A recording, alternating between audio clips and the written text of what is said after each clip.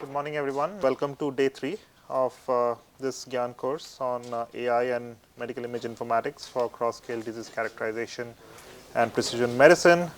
So today's theme or today's topic will be, so we'll be covering a little bit of going into some of the in-depth topics in digital pathology, a little bit more advanced topics.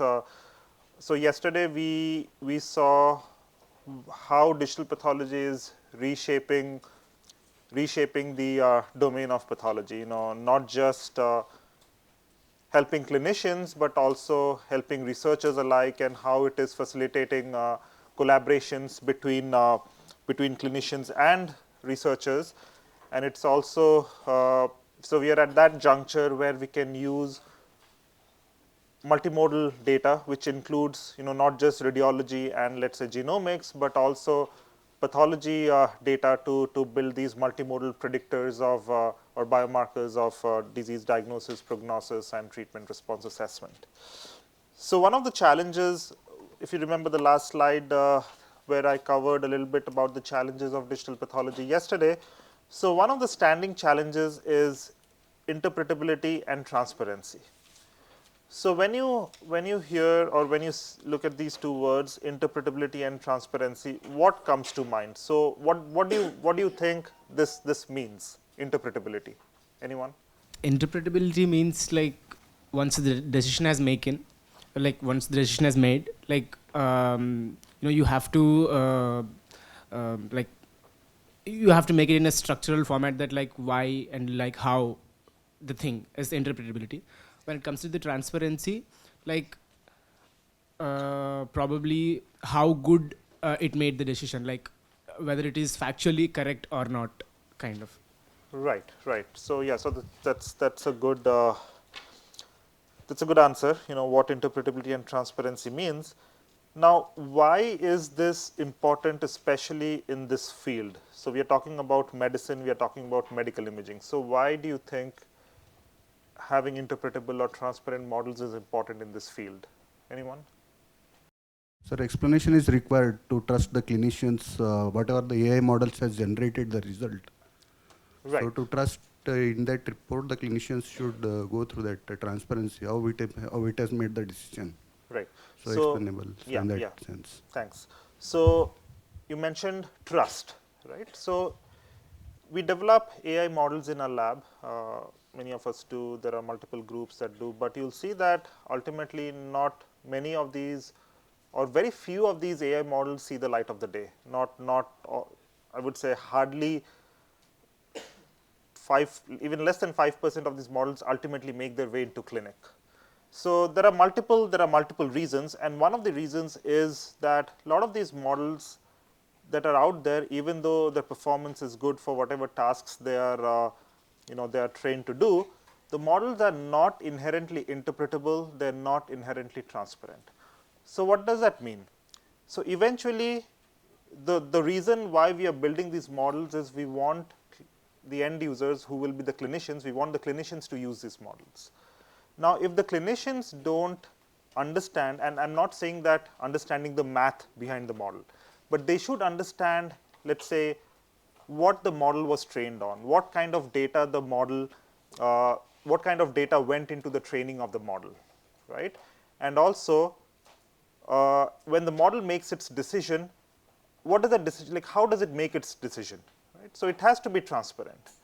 Also, if there will be cases, not all models are 100% accurate. In fact, very few models are 100% accurate. Or you can talk about other metrics like AUC or F1 score, sensitivity, specificity, whatever metric you consider. None of the models are 100% correct all the time. So when models make their way into the clinic, and we'll cover this in a little bit more detail tomorrow in tomorrow's lectures, but before models make their way into the clinic, there are rigorous studies that are done to evaluate where the models fail. What are the false positives? Where are the false negatives? Why are they happening?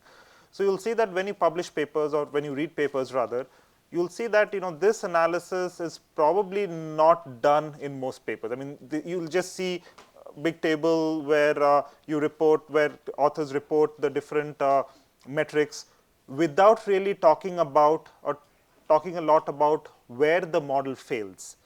But that is something that is very important when it comes to translating these techniques or translating these models to the clinic, right? I mean, yes, by all means, you can publish your machine learning conference papers, your vision conference papers, but eventually, if you want the clinicians to learn about this technique that you have developed or to adopt this technique that you have developed, you would at some point, you would want to gain their trust.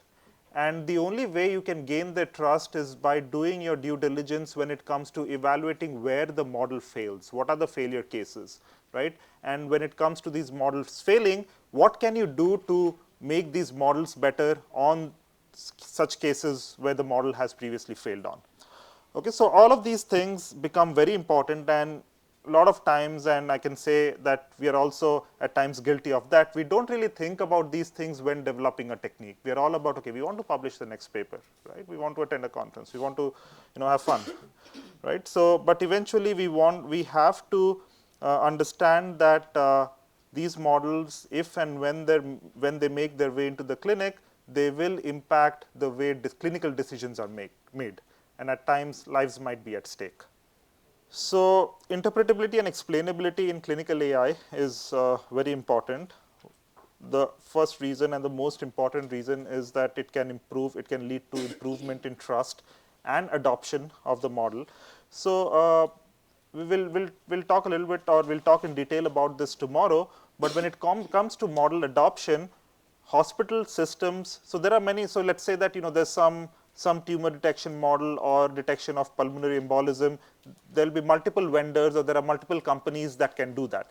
How do the hospitals decide which company to buy their software from, right? So, much of this can be dictated by how much transparent, how much interpretable these models are, right? So, let's say that there are 3 of you sitting here, each of you has a model, and you have similar cost structures that you have. Let's say if a hospital wants, the Apollo hospital here wants to buy the model from one of the companies, one of the 3 companies here, they'll obviously have many financial decisions that they consider, but eventually there will be clinicians who will play a role in deciding which software or which model to deploy in the clinic, and one of the very key important factors will be model explainability and interpretability.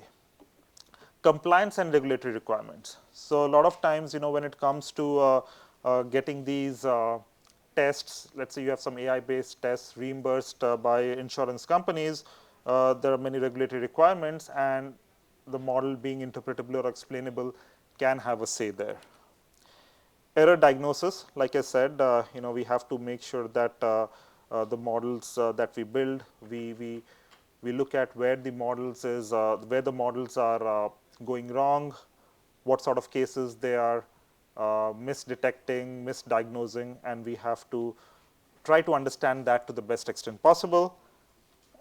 Eventually, we want to get into personalized patient care, and that's why a lot of this becomes important. So, we have briefly touched upon handcrafted features, deep learning features, but formally, how do you define, or how do you explain what deep learning is?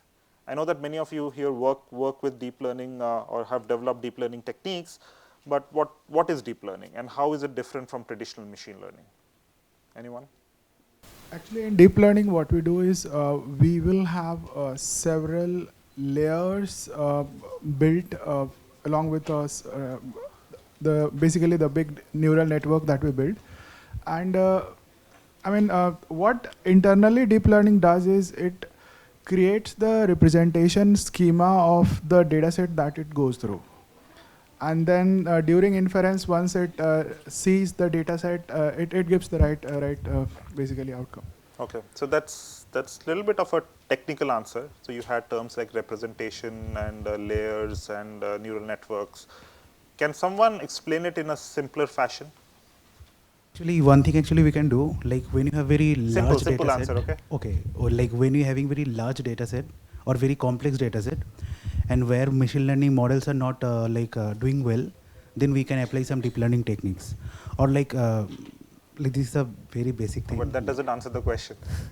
So, okay, so how is machine learning different from deep learning? Not the application side. So let's say you have a simple data set, coming back to our favorite cats versus dogs.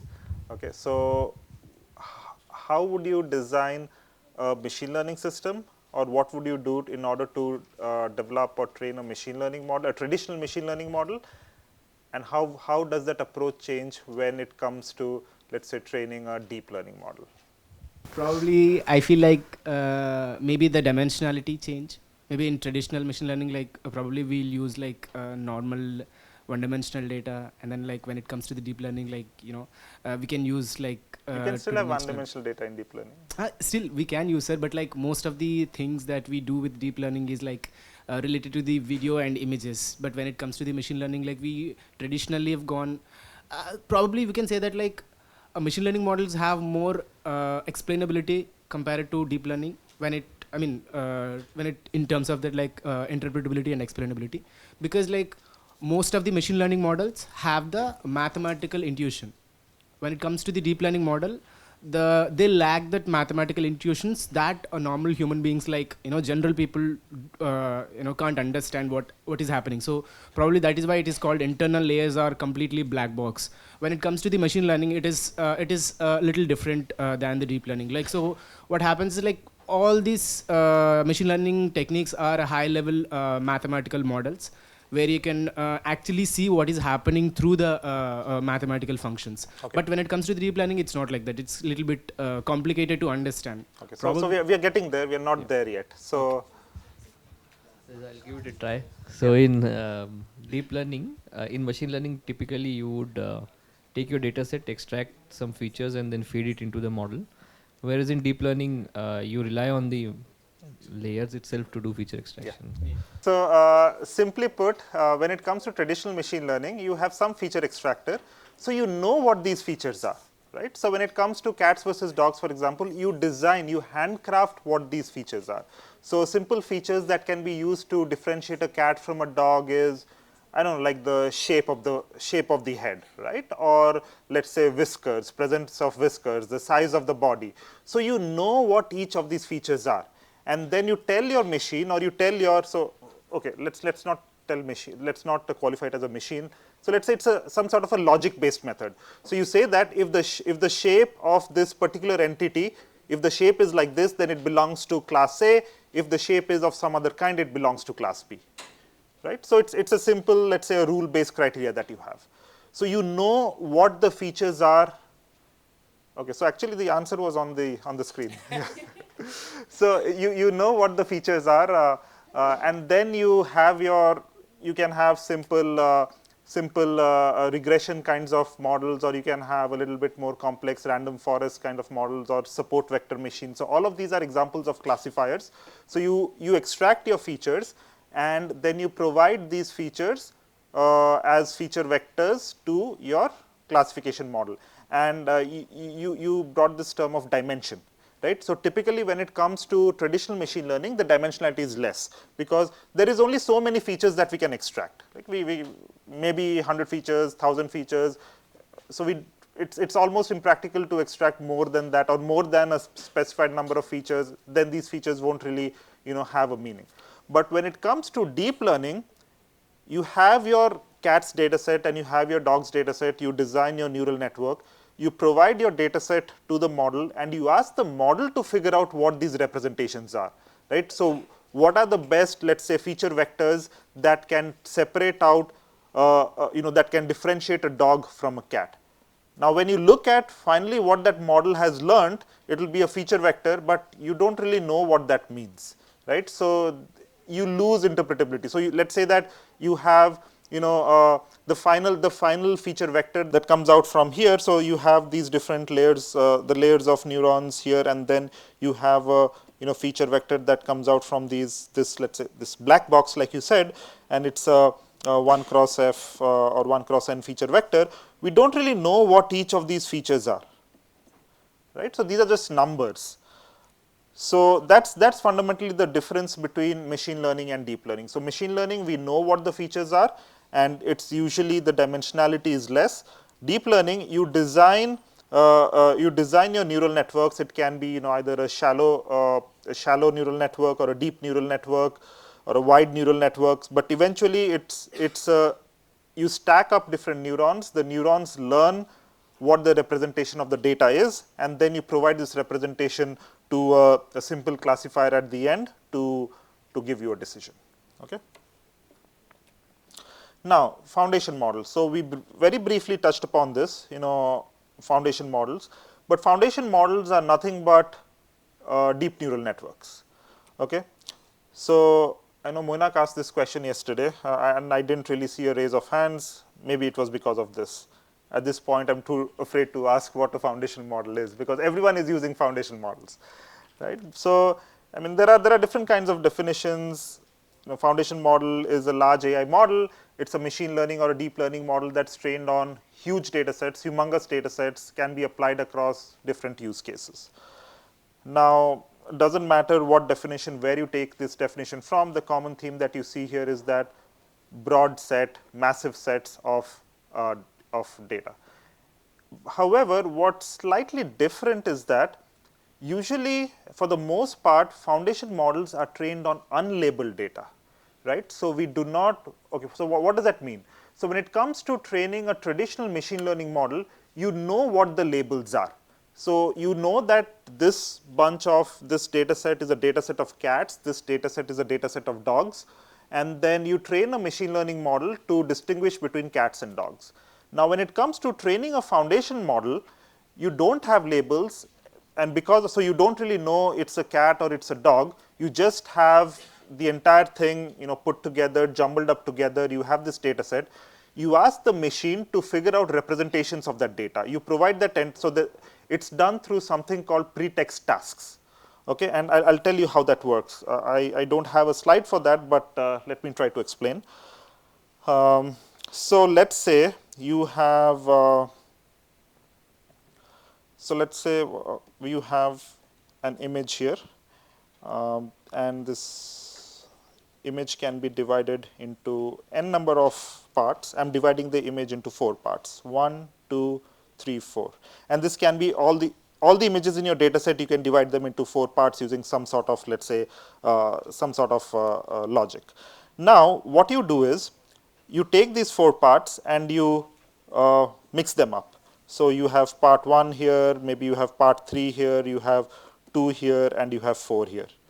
Now you ask your model, you train your model to take this mix up, like you basically have jumbled up your patches. You train your model to take this mix up patch bag and put it back. So basically you ask it to solve a puzzle, right? So that's one way of doing it. Another way of doing it is, you have this image, you remove certain parts of the image, and you train a model to go back and fill in that blank, right? So imagine how is ChatGPT trained? So ChatGPT has been trained on a lot of the initial version. Let's say when it was unimodal, it was trained on a lot of text data. And how would you train a model? I know that some of you here work with NLP. So you have large sentences. For example, let's say you take this sentence here, and you sort of remove certain parts of that sentence. So let's say you remove this part, and then you remove this part, okay, and then you remove this part. So now you have hundreds of thousands of sentences. You remove parts of the sentence, and obviously this is a training data, so you know what the full sentence is, the complete sentence is. Now you train a model to go and fill in these blanks. So it will say a foundation model, also blank large AI model. It will tell you also known as large AI model, or there'll be another probability where it will tell you a foundation model also maybe called as large AI model, and it will give you the probability of each of the words. So it's not just one answer, right? There can be multiple answers that can be filled into the blank, but there will be a probability to each of these answers. Now, the word that has the highest probability gets filled into that, and it's not necessary that it will be correct. It can be wrong, obviously, but because these models have been trained on massive data sets, we see that the way these models work, it's almost perfect. Okay. So here are some examples of foundation models that you might have already used: GPT, Gemini. So most of you would have dealt with these models.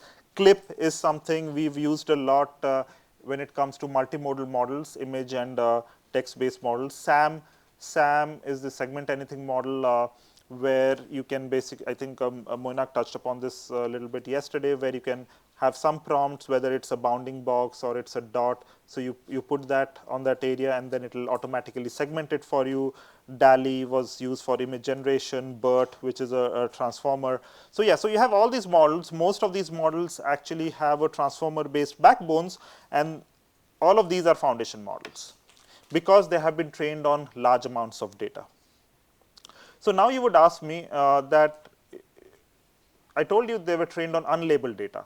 So then how can it go back, like how can this model be used to classify cats from dogs?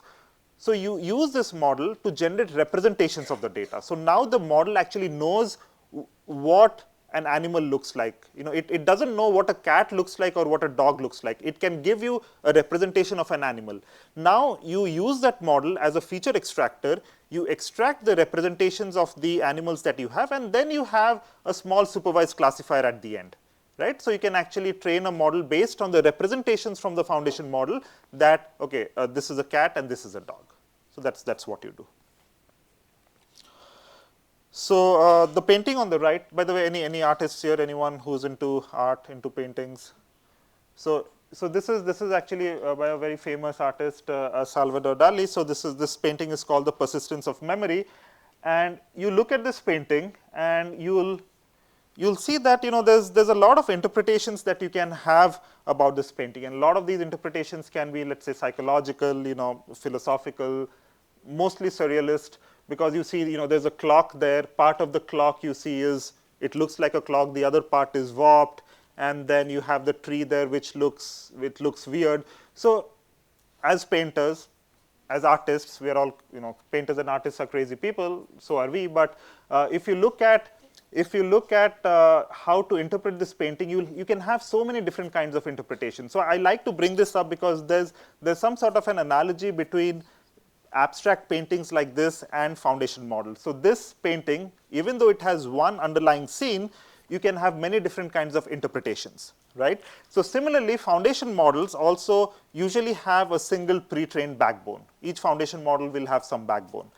However, you can use the foundation models for multiple downstream tasks, and the way you interpret it would depend on techniques like prompting, fine-tuning, conditioning, and so on. So one model, many meanings. Similarly, this have one painting and you can have many readings of that painting.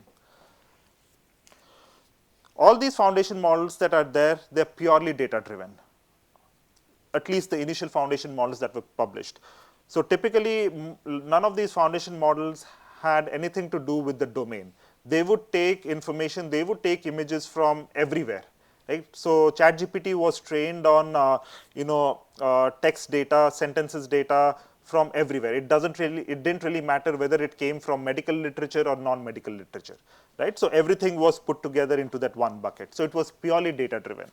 And I did show you this slide on the first day.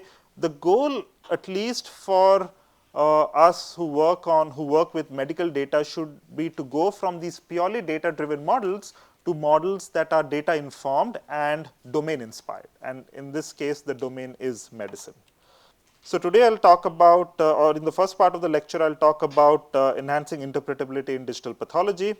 First, interpretable feature discovery. So yesterday we saw how we can extract different kinds of pathomics features from our pathology images at a tile level. So this gives you a summary of the different kinds of features that can be extracted.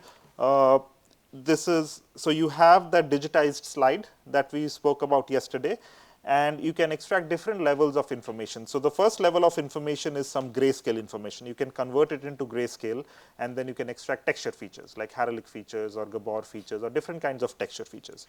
And then, if you remember, we had a small discussion on how we can compute graphs.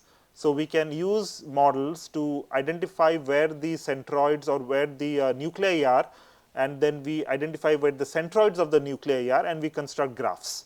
Right? So using these graphs can let us do different kinds of analysis like proximity analysis. So how one kind of nuclei is located, how close it is to another kind of nuclei, what is the spatial proximity, how are they arranged with respect to each other, right? So you can do this kind of analysis. Also, other kinds of analysis like shape-based analysis, texture-based analysis, and so on and so forth.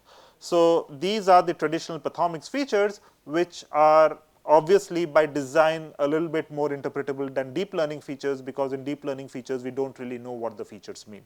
So coming to a few use cases. So one of the use cases here that we worked on was predicting overall survival in early stage lung cancer. So these were images. These are actually tissue microarrays. We take these images, we use nuclear detection models, nuclear segmentation models. We identify where the nuclei are, and then we use an algorithm called a mean shift clustering algorithm. So what this mean shift clustering algorithm does is it clusters nuclei together based on certain features like their appearance or texture, and then it forms these local clusters of nuclei, and after that we design certain handcrafted features, and I'll give you an example of what we do here. So on the right of the screen you see this this cluster, which is this green cluster here, and you have another cluster which is this red cluster. So you have this group of nuclei which has been clustered into this green cluster, and another group of nuclei which has been clustered into this red cluster. You construct a convex hull around each of these clusters, which is essentially just the boundary. In lay terms, it's the boundary that surrounds those two clusters, and then you look at the intersection, right? So, and there are so many different features that we can extract from this intersecting region. So any thoughts on what features we can extract from this intersecting region? So think of it as a Venn diagram, right? So you have something here, they're intersecting. What kind of features can we extract here? For example, if the first cluster is based on the similar shapes and the second cluster is based on the similar texture, then from their region where they are intersecting, we can infer that this region they have both similar structure and they have both similar size. So we can infer the common features in the cluster. Okay, yeah, I mean, yeah, that's something we can do, but I'm talking more about from a geometric perspective. So you have, let's say you have this convex hull here, you have this convex hull here. This is the intersecting cluster. This is the intersecting region, which looks like, based on my diagram, it looks something like this. So let's say this is the intersection. So what features can you extract from here?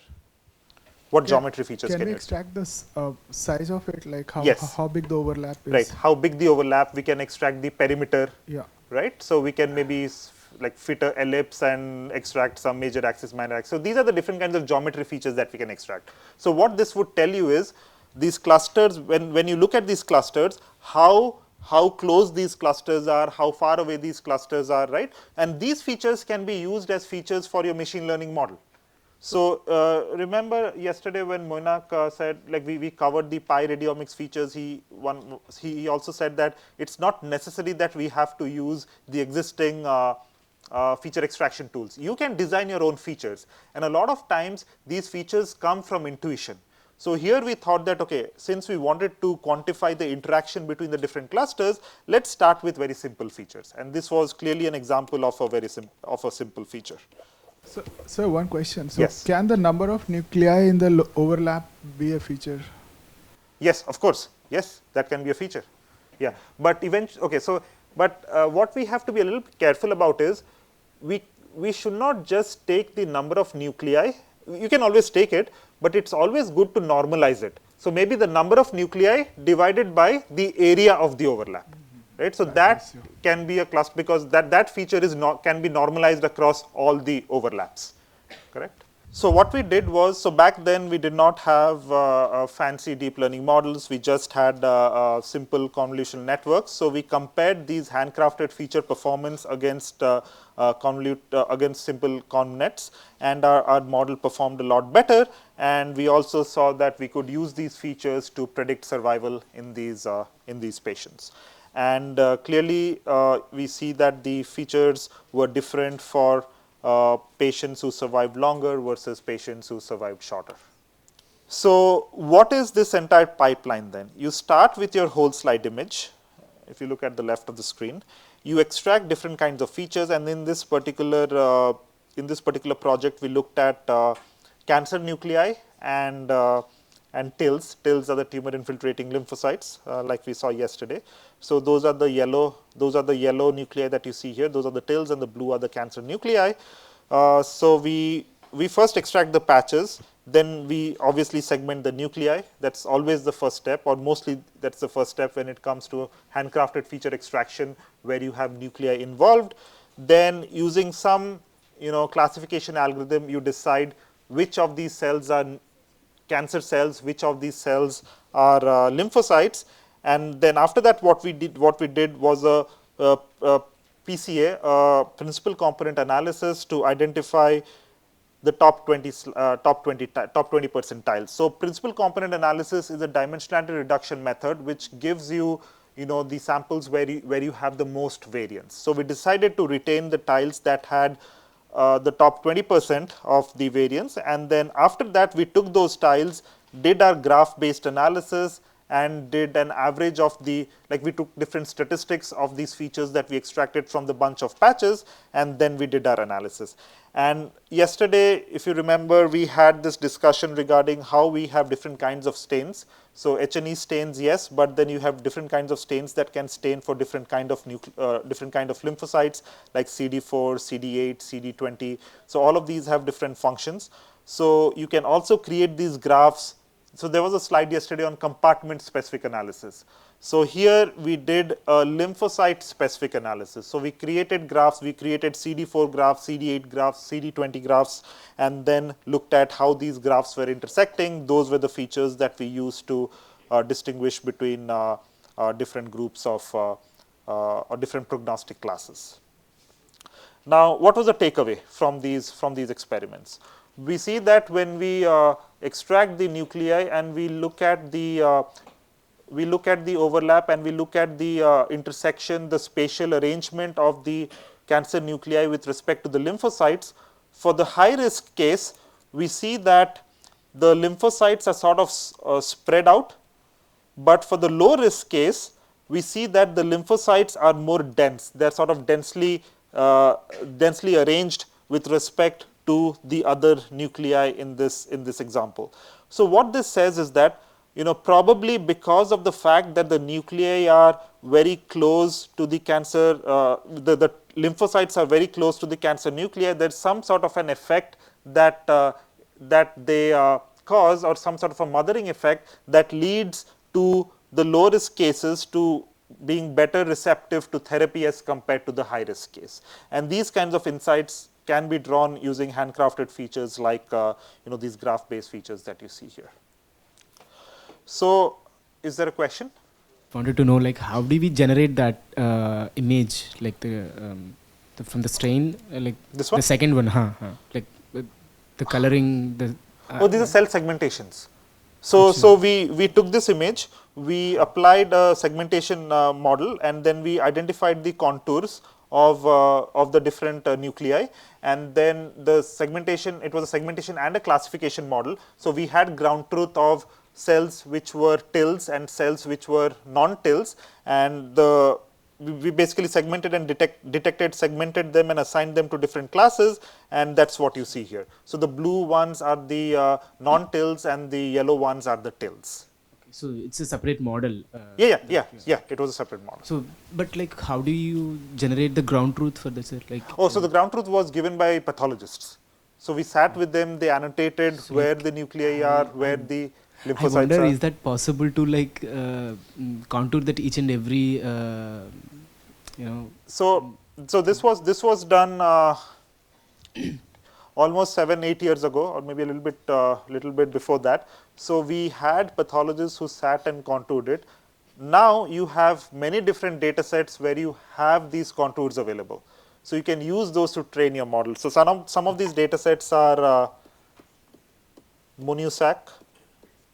So this was a data set that was put together by a group from IIT Bombay, Dr. Amit Sethi's group. Then you have another data set called PanNuke.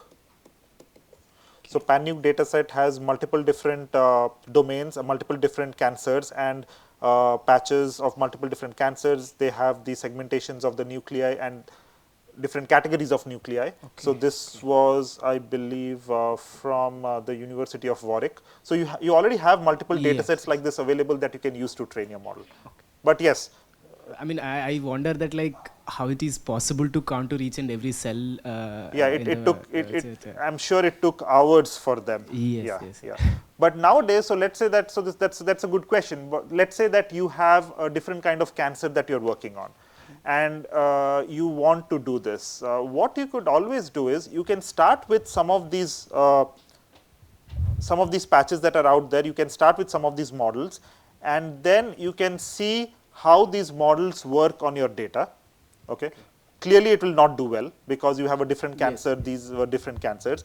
But if it does at least decently okay, you can start identifying the errors. Like with uncertainty analysis, you can find which of these nuclei are incorrectly segmented and classified. Then you can only provide those nuclei to your pathologist and have them annotate it. Right? And it's not necessary that you need to do that for hundreds of thousands of nuclei. I mean, even so, fine-tuning is possible with maybe a couple hundreds of nuclei. And we have seen that just by taking an existing model and fine-tuning it with new annotations from maybe 100 of patches, it starts performing a lot better. So it's not possible to like annotate the entire whole slide image. Is it? It's possible. It's difficult. But It's difficult. very time-consuming. Yes. Yeah. Thank you. The image that we plot here, so all these are actually 3D images. So No, 2D. No. So I mean, they are originally 3D images, right? DICOM images. No, these are not DICOM images. These are all pathology images. Okay. So pathology images can be stored in a DICOM format, but that standard has not been widely accepted yet. But these are 2D images. These are not 3D images. Okay. So then, I think I was thinking how contours. I mean, drawing the contours in 3D. No. Yeah. So let's say that if you look at the radiology images that we saw yesterday, those are 3D images, right? I mean, that's a valid question. How can you draw contours in 3D?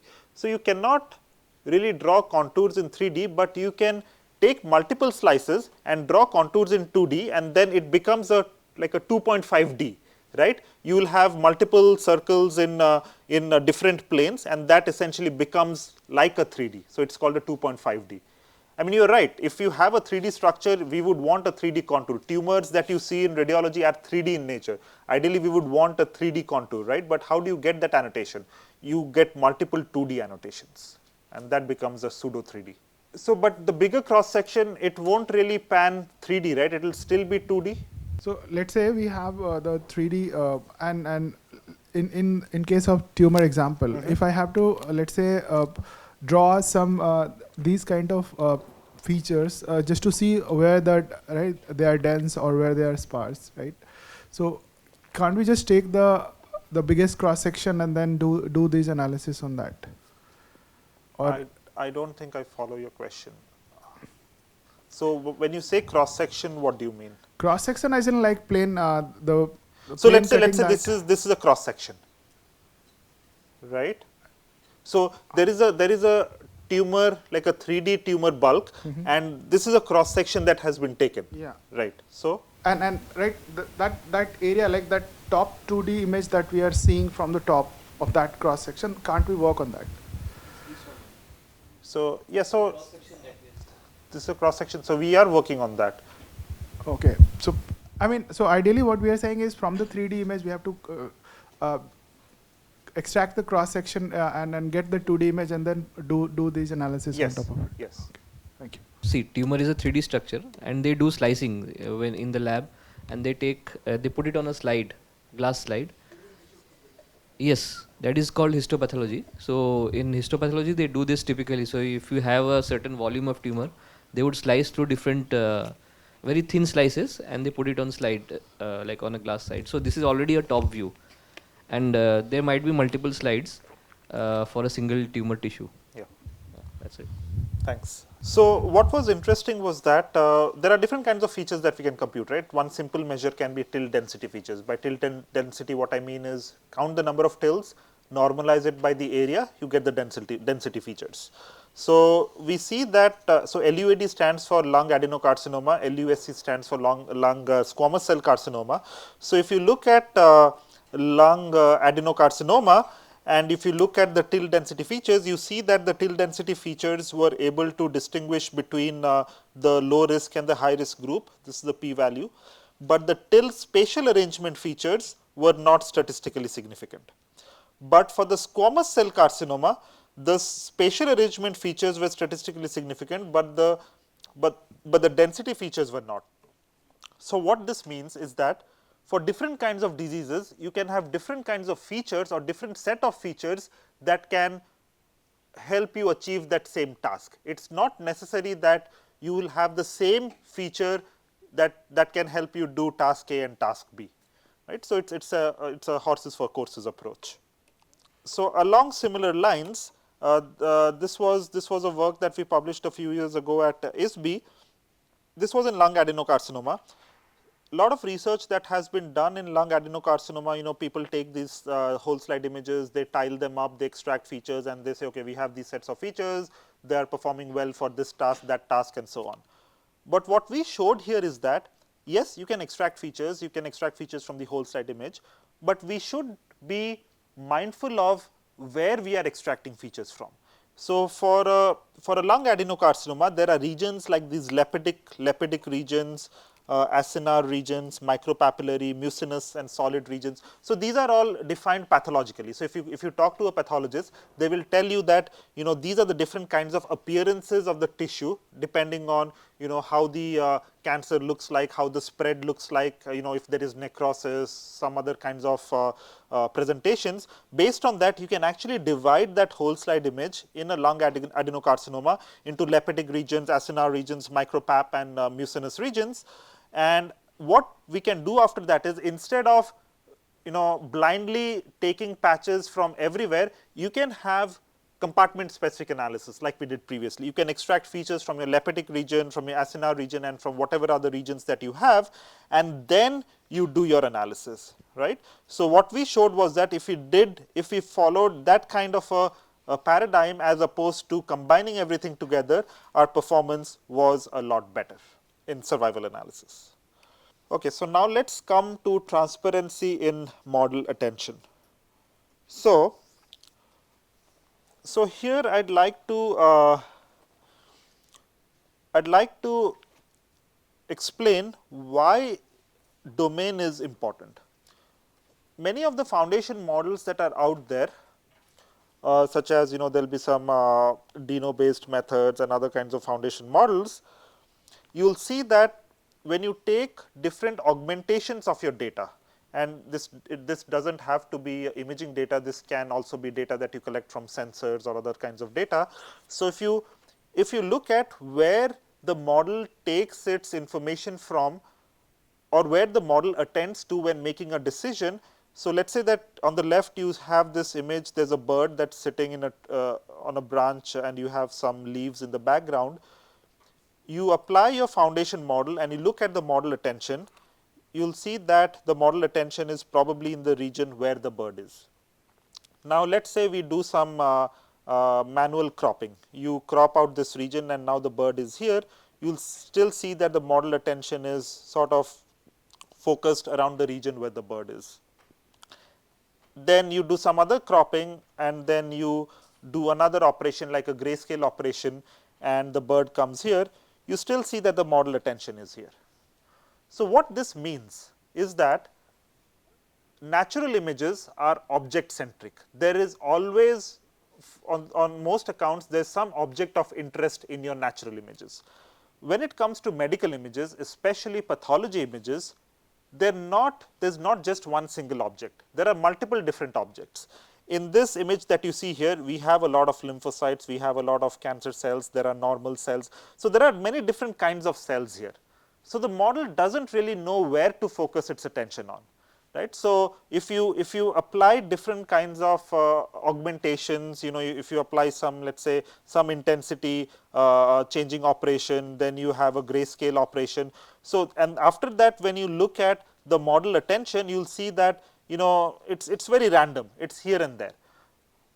And this has important repercussions in the downstream analysis, because if the model is not attending to certain regions, that means that when you perform your classification, you won't really have features, or you won't really have representations from that region for your classification.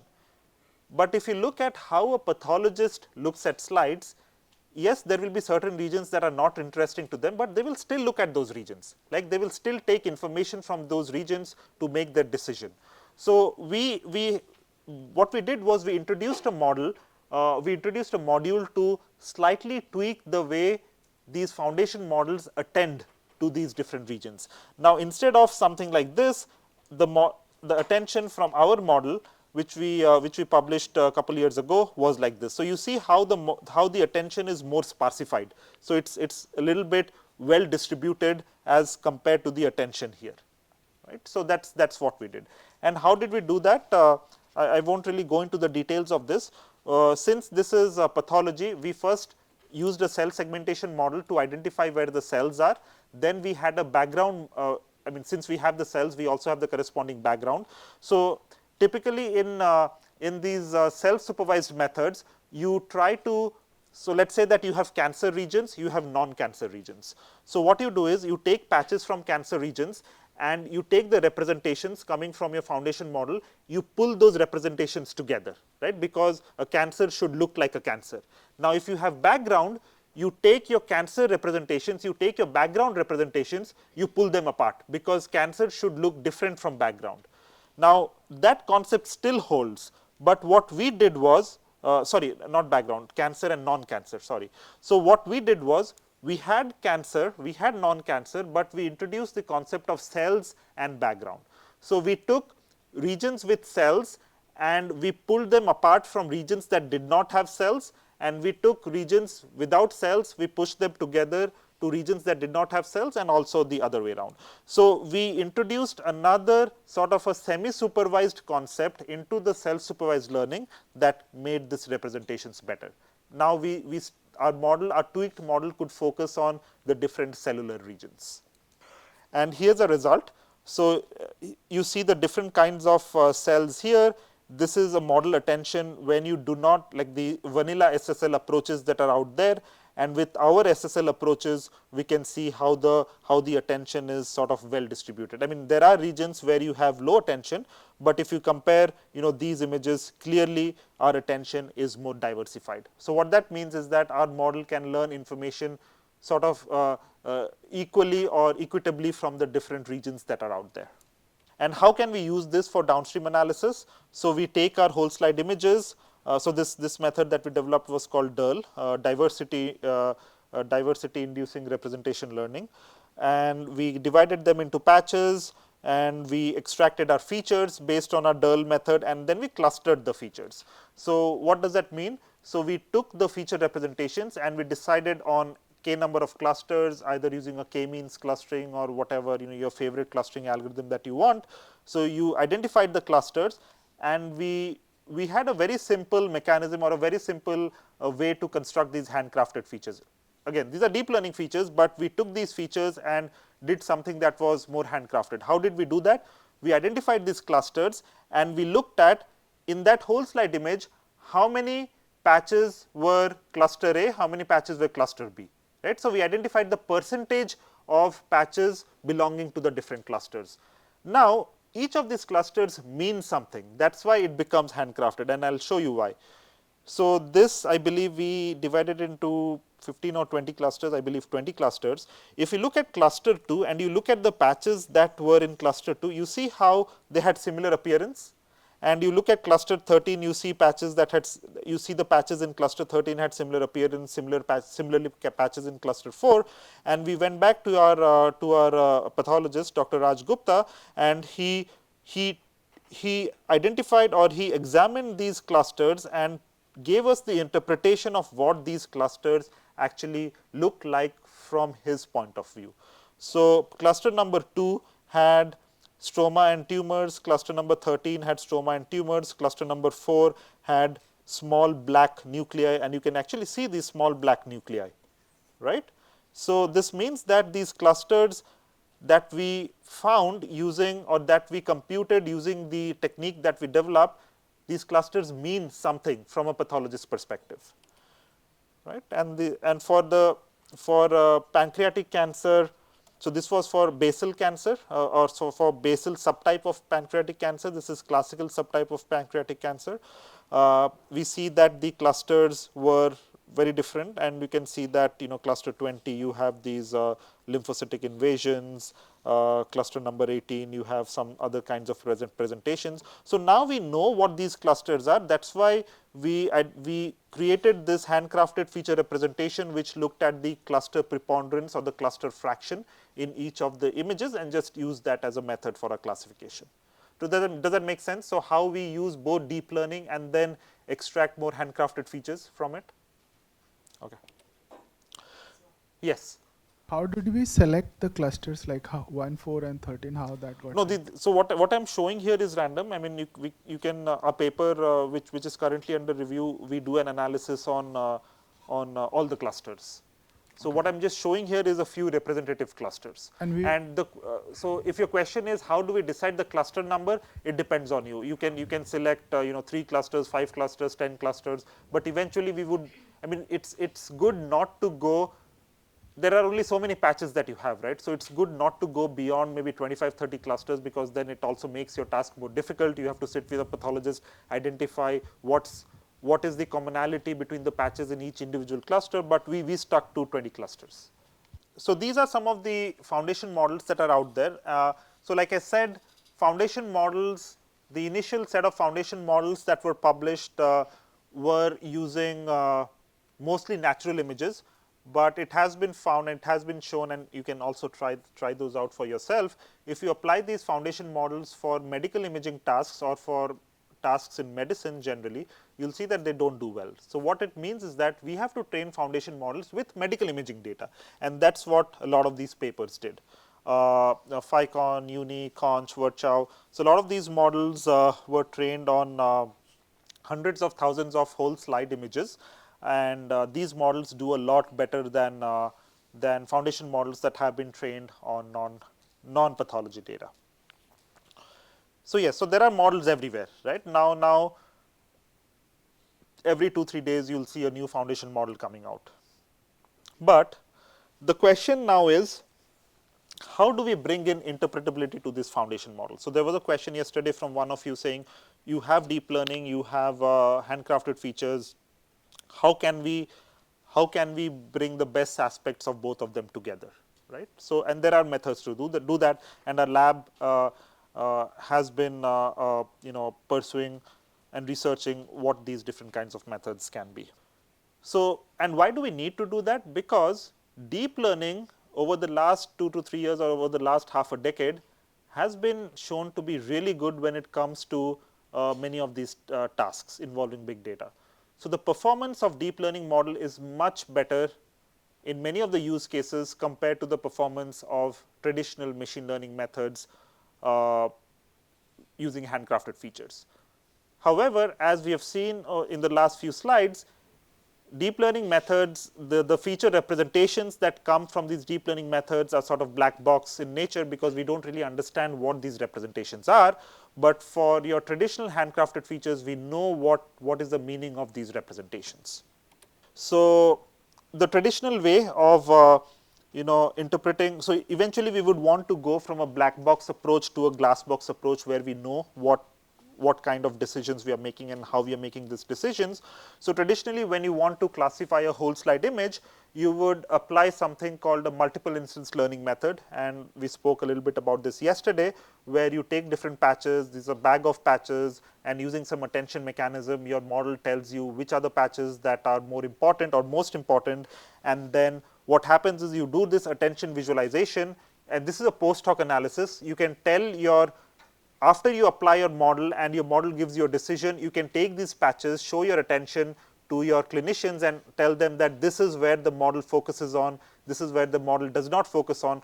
Can you please tell me what's going on in these regions? So that's the traditional way of bringing in interpretability to the deep learning methods.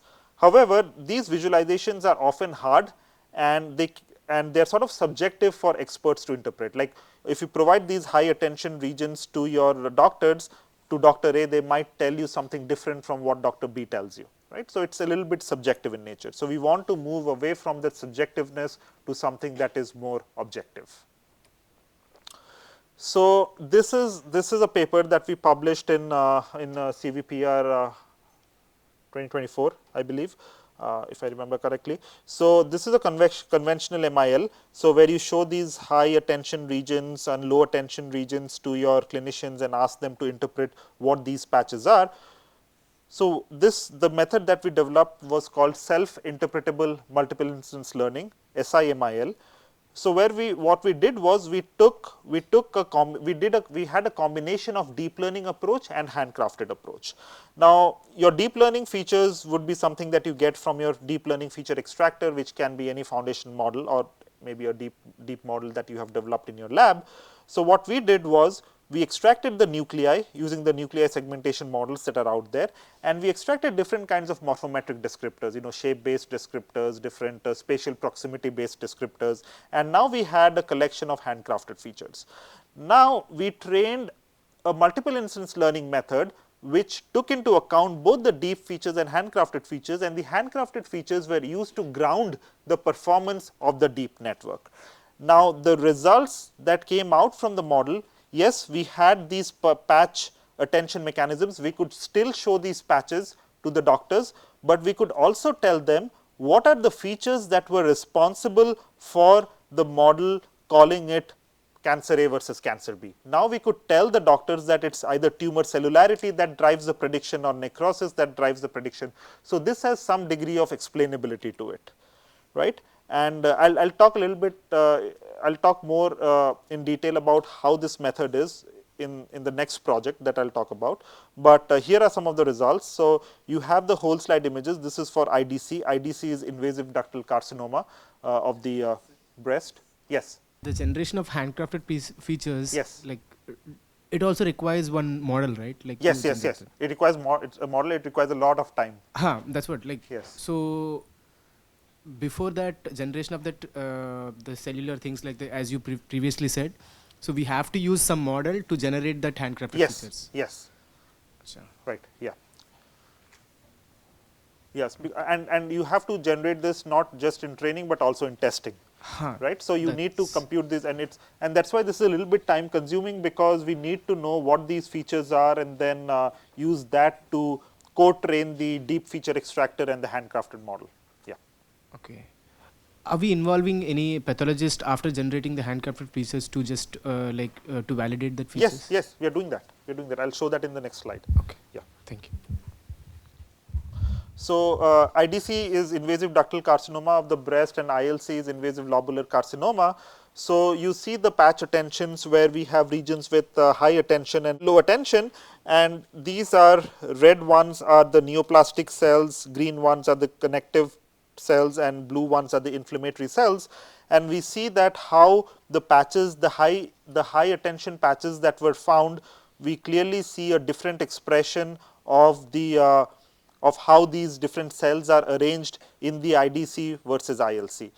And when it comes to involving pathologists, what we did here was we showed the features that came out of it, and these were the features that were important, and they looked at these features and basically told us that these are indeed the right features that the model is picking, right. So, you have certain arrangement of the neoplastic cells, you have mixing of connective cells in the neoplastic regions and so on and so forth. But if you look at some of the terms here, skewness of the cells, right, and there will be some standard deviation, there is some graph modularity. Yes, these are interpretable, like you can explain to them with some math formula, some descriptions of what these features are. But if you think about it, these are still difficult to explain, right. I mean, imagine you go to a doctor telling them that a graph modularity feature of XYZ gave you this prediction. They'll be like, okay, what are you talking about? I don't know, right. So, it makes sense for us, because as engineers, this is something that we can develop and we can explain to ourselves what it is, but it becomes to some extent a little bit difficult to explain to clinicians what these features are. So, what is the solution here, and what do they understand? So, by the way, before we go to that part, here are some of our results. So, if we include, so this is our self-interpretable MIL. So, our self-interpretable MIL was a lot better, or at least similar in performance to some of the other methods, with the added advantage of the interpretability. So, this was the follow-up work on this SIMIL method, and this method was called Gecko. We just recently presented it at ICCV. So, clinicians or pathologists might find it difficult to understand what the different mathematical descriptors are, and what is skewness, what is graph modularity, and these features. But what they understand are these features. What is keratinization, what is lipidic growth. And if you look at the pathologist reports, you will find terminologies like this. And when they make their decisions, or when they diagnose a certain condition, that will be based on these concepts. So, now our goal was to see, what if we change that traditional handcrafted approach and bring in something that pathologists can understand better. So, we wanted to bring in whole slide level concepts. Now, how do we identify these concepts? So by the way, what we did here was, so let us say we want to distinguish between lung squamous cell carcinoma and lung adenocarcinoma. So, the first step was, we identified about 50 to 100 different publications at reputed places. We took these publications that we're talking about, that we're discussing, or that had characterized what was the pathologic presentation of squamous cell carcinoma and adenocarcinoma, provided them to a large language model like ChatGPT, and asked the model to summarize and give us 20 different concepts that are representative of squamous cell carcinoma and representative of adenocarcinoma, right, because we wanted to have an exhaustive concept bank. Now, we went to our pathologists and told them, this is what ChatGPT gave us, can you please clean it up for us? Can you tell us, okay, out of these 40, 50 concepts, give us the 10 best concepts which you think are representative of adenocarcinoma and squamous cell carcinoma, and that is what they did. So, they gave us so we took the language concepts, or the pathology concepts, we provided that to a vision language model. So, a vision language model has two encoders. It has a vision encoder, it has a language encoder. So, we took the image, or the patches from the image, we gave that to the vision part of the VLM, we got the embeddings, and we took the language concepts, gave that to the language embedder, and got the language embeddings. And then we aligned the two embeddings coming from the vision part and the language part. And this is how we trained the model at a very high level. And here are some of the results from our model. So, this is a lung squamous cell carcinoma. This big or this long ID that you see here is the TCGA ID. I just left it there. So, in case you are interested, you can go into TCGA, you can download this slide and see what it is. All our models are public, by the way. So, at any point, if you want to use these models, if the works are published, the models are public. So, these are the top K patches that the model found, or that the model determined.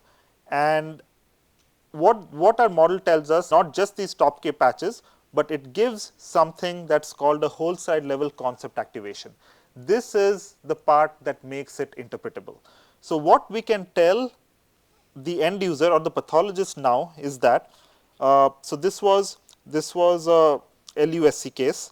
So we tell the pathologist that these were the concepts, that are overactivated or underactivated, and because these concepts are overactivated, the model calls it a LUSC or an LUAD, right? And it can tell them that these are concepts that are underactivated. So these kinds of pathological insights is something that we can provide to these to end users, which is not possible with just foundation models alone.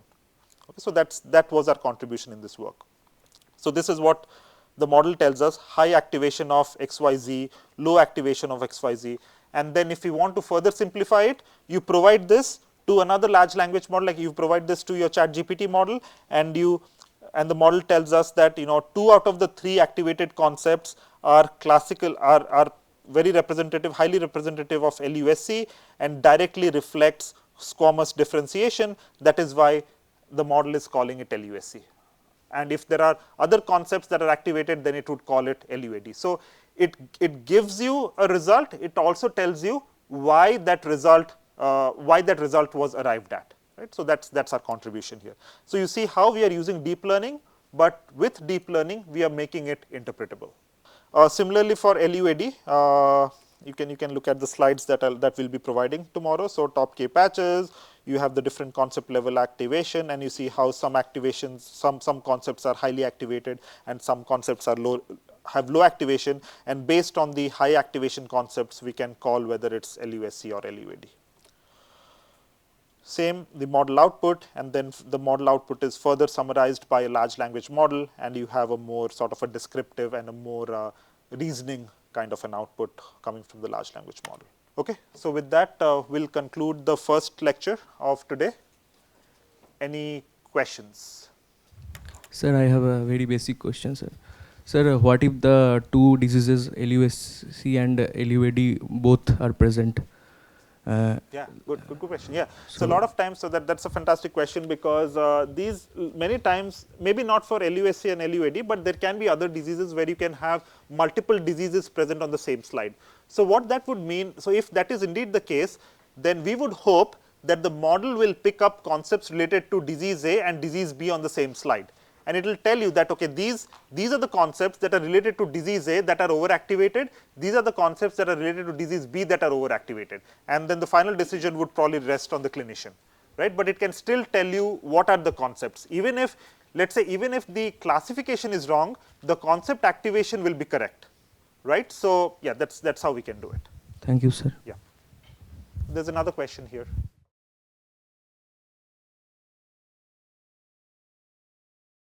Sir, the interpretability technique that you have shown, Yeah. Is it developed by you or like It's developed by us. Yes. Achha. Yes. And you can actually read our paper. It's there in the bottom of the so ICCV 2025. If you look up our work, you'll find it. Okay. Yes.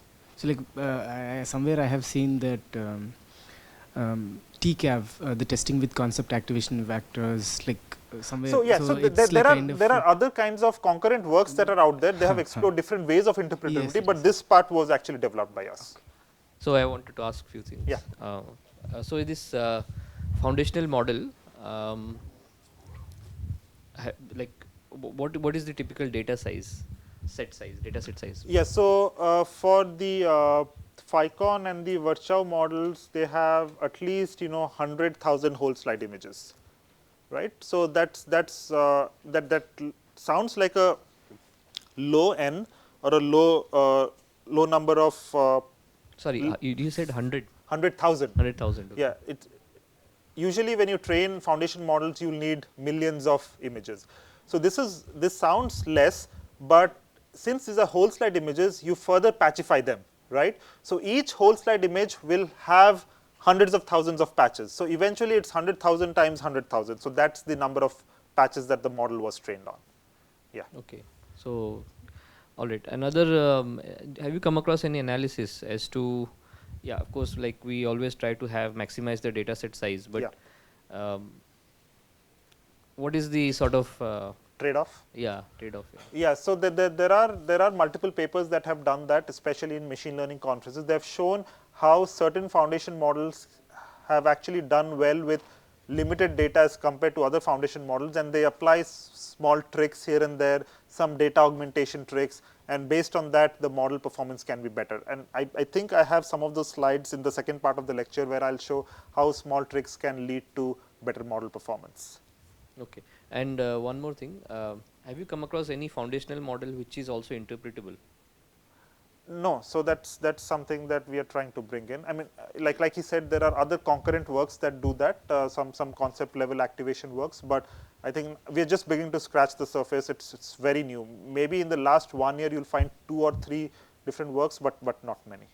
Okay. So just to summarize, like what exactly a foundational model is. So in simple language, we can say that foundational model for a specific application is like a software. So anybody else can also use it without having to retrain it, right? Yes, yes. That's That would be the goal, because if first of all, retraining or training a foundation model is a massive effort.